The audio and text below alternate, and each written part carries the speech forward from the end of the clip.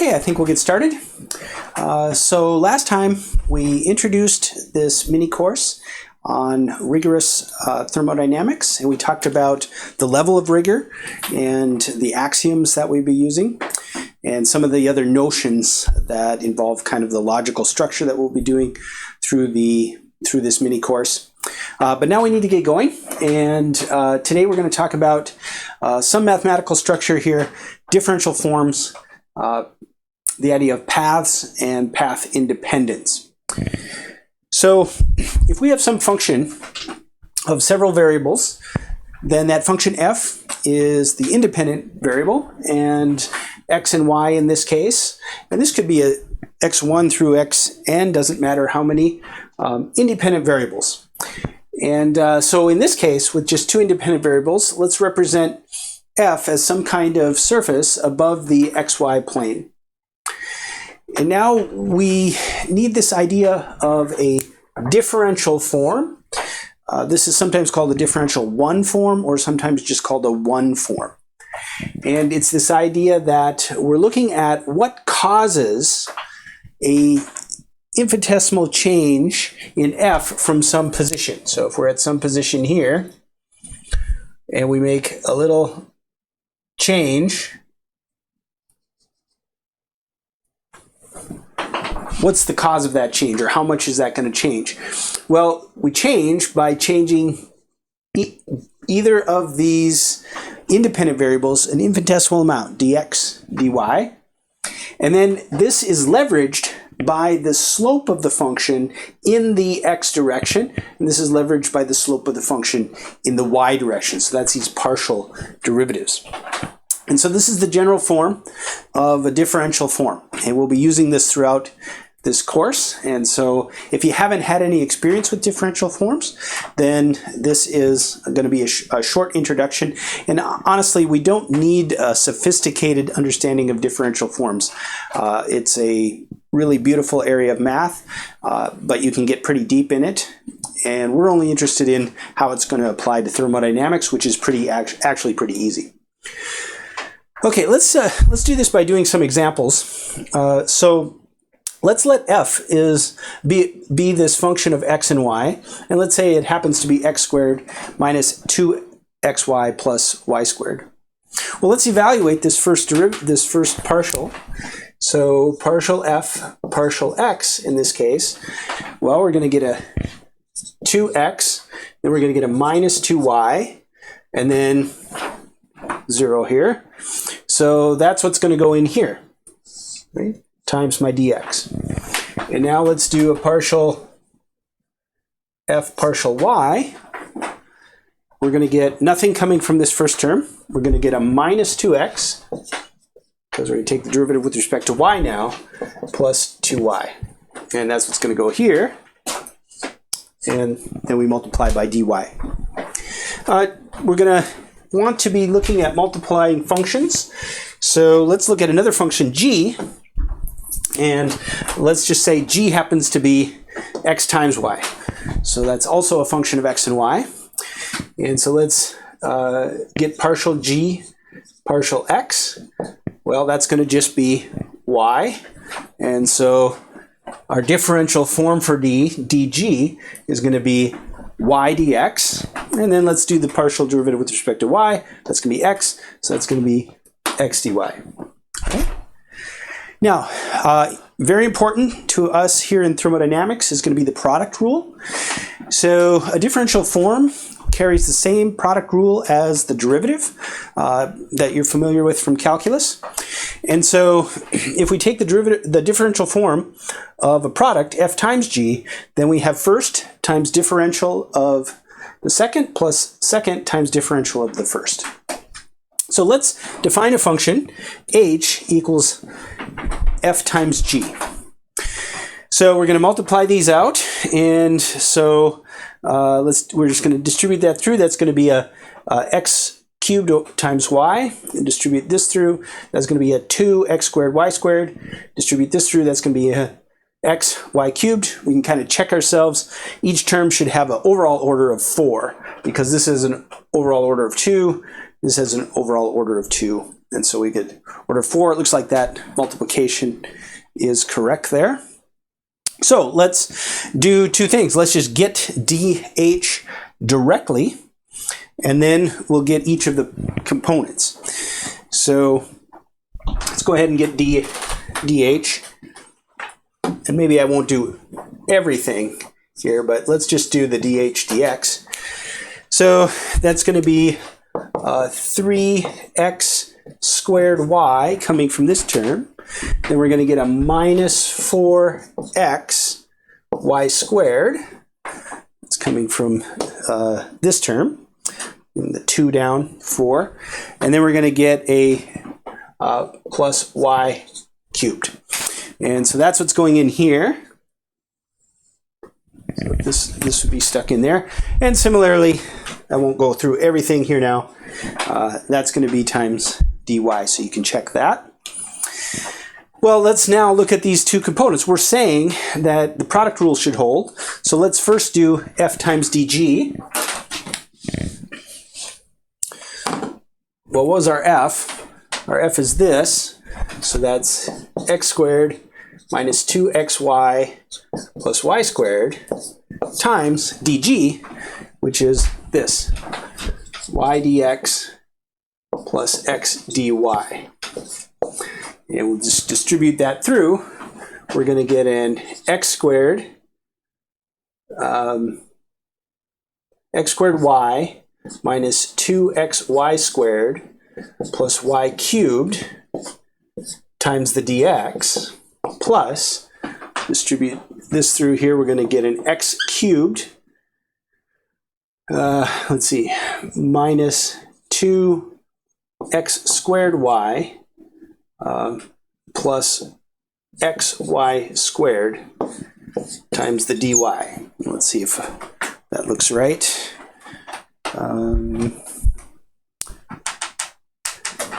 Here's this is right here. That checks out. And this is right here. So that checks out. Okay. Then likewise, multiply g, which is this, times df, and we get all this. Now what we're going to do is we're going to add these 2. These 2 here. And when we do that, let's just add the dx's here. So here's my dx that I got from before, and then here's this dx. If we would have done that, that'll be 2x squared dy minus 2xy squared. And so let's add that there. That's going to be a 3x squared y minus 4xy squared plus y3 dx. So that's this bit here, and it matches with the dh. So you can check this term, and we see that the product rule holds for this particular example. Okay, so this is the basic properties of differential 1 forms. Again, there's very sophisticated math behind this, and you can take this in a very abstract direction. But for our purposes in this course on thermodynamics, this is about all we need. So to be able to do this. Now, what we want to do is integrate these 1 forms. And we want to do that over a path. So the first idea we need is that of a path.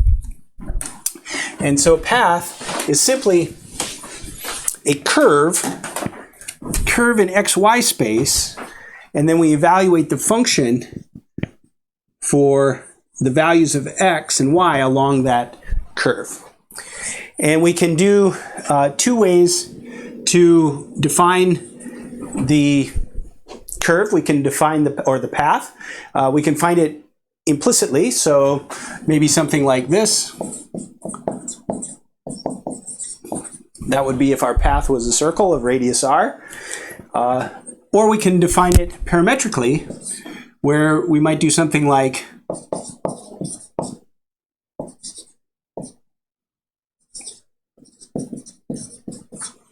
This would also be a path of radius r, circular path of radius r, where we defined it parametrically in parametric parameter t. So even in the implicit form, it looks like it's two-dimensional. There's an x and y in there, but it's really a 1D because it's just a one-dimensional curve.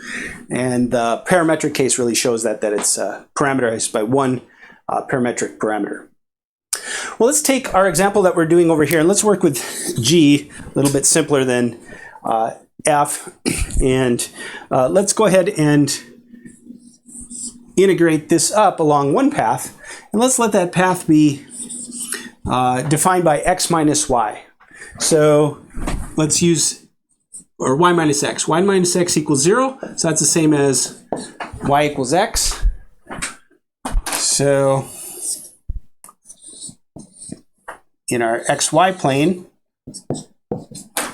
that's just going to be this line, and we're going to go from 0, 0 out to 2, 2 in our xy plane. And so then we have that on our function up above. Okay, so that'll be our path. So let's go ahead and write our dg. So that's going to be over here, y dx times x dy, and then we're going to integrate those from x. X is going from 0 to 2, and y is going from 0 to 2 on our particular path. So 0 to 2, y dx, 0 to 2, x dy. Well, we can't integrate this because there's a y, there's an x, and x depends on y. But from our function of our curve, we know how x depends on y. And so y equals x, we'll put that in here. Now we only have x's. And then x equals y, we'll put that in here. We only have y's. And so when we integrate this up, we get x squared over 2, evaluated at 0 and 2, so 4 over 2, or 2. And then this is going to be the same, so we're going to get 2 plus 2 equals 4. All right, let's try this on a different path. So now we're going to try this on the path, let's see, y equals, or y minus square root of 2x equals 0. So that means y equals square root of 2x. So let's just plot that in the xy plane here at first.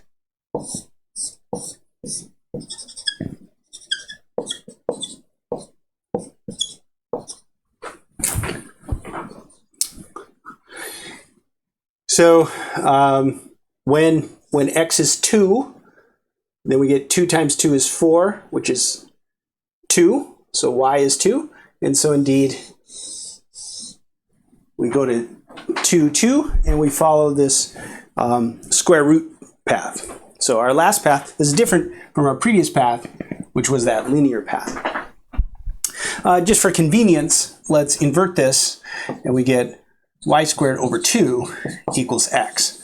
So these are our two expressions for x and y. That's convenient in this case because we know our g is y dx and x dy. We're still integrating x and y from 0 to 2, 0 to 2. But now let's put the curve in. So we have square root of 2x, and then we have y over 2, or y squared over 2y. So we've made these substitutions here. And I do want to check this in case I've got this right or wrong. So let's just try the first one there. So we're going to integrate from 0 to 2 of square root of 2. So that'll be square root of 2 x to the 1/2. So we're going to get x to the 3/2 over 2/3, evaluated at 0 and 2. And then we're going to have times the square root of 2. So we're going to have square root of 2 times 2/3 times 2 to the 3/2. Oh, maybe there is a mistake here. Then we'll get, let's see, this is going to be this is like 2 to the 1/2. So that'll be 2 to the 4/2, or 2 squared, which is 4. And then another 2 8/3. So that should be 8/3. I think this was a mistake here.